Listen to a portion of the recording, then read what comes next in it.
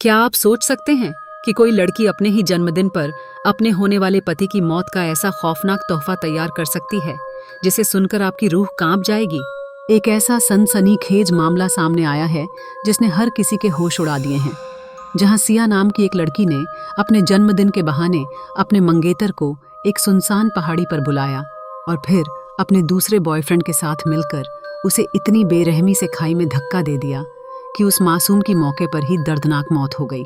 इस पूरी खौफनाक दास्तान की शुरुआत होती है सिया की सगाई से, जिसकी शादी अगले ही महीने जयपुर के एक बहुत बड़े और आलीशान वेन्यू में तय हो चुकी थी। दोनों परिवारों में खुशियों का माहौल था और शादी के कार्ड तक बंट चुके थे, लेकिन मंगेतर इस बात से बिल्कुल अनजान था कि सिया पीठ पीछे किसी और से प्यार करती थी और इस शादी से खुश नहीं थी। मंगेतर को रास्ते से हटाने के लिए सिया ने अपने जन्मदिन के दिन एक बहुत ही शातिर और सोची समझी साजिश रची। उसने अपने मंगेतर को फोन किया और प्यार से कहा कि आज मेरा बर्थडे है और मैं यह खास दिन तुम्हारे साथ किसी शांत और खूबसूरत पहाड़ी पर बिताना चाहती हूँ। यह मंगेतर अपनी होने वाली पत्नी की इस बात को टाल नहीं पाया और खुश होकर उसके बताए हुए पहाड़ी वाले स्पॉट पर पहुंच गया। दोनों वहां बैठकर बातें कर रहे थे। तभी सिया का दूसरा बॉयफ्रेंड तय प्लान के मुताबिक अपनी स्कूटी से चुपचाप उस सुनसान पहाड़ी पर पहुंच जाता है। जैसे ही मंगेतर का ध्यान भटकता है और वो पहाड़ी के किनारे की तरफ जाता है, वैसे ही सिया और उसका वो स्कूटी वाला बॉयफ्रेंड पूरी ताकत से उसे पीछे से धक्का दे देते हैं। मंगेतर संभल भी नहीं पाता और चीखता हुआ सैकड़ों फीट गहरी पथरीली खाई में जा गिरता है।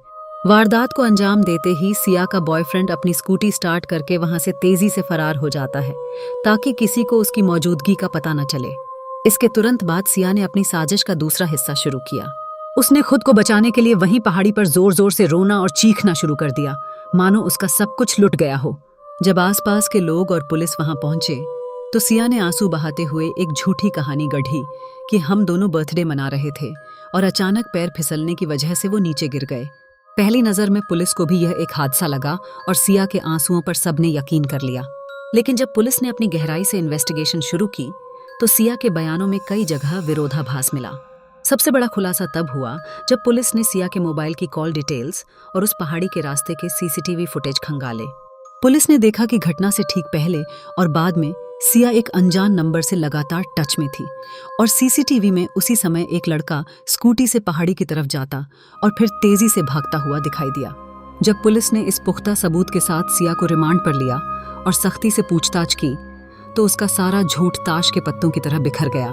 सिया फूट फूट कर रोने लगी और उसने कबूल कर लिया कि कैसे उसने अपने बर्थडे के दिन अपने मंगेतर को मौत के घाट उतारा और अपने बॉयफ्रेंड को स्कूटी से बुलाकर यह मर्डर करवाया। आज सिया और उसका वो स्कूटी वाला बॉयफ्रेंड दोनों सलाखों के पीछे अपनी जिंदगी की आखिरी सांसें गिन रहे हैं और एक हंसता खेलता परिवार शादी की शहनाइयों के बदले मातम में डूब गया।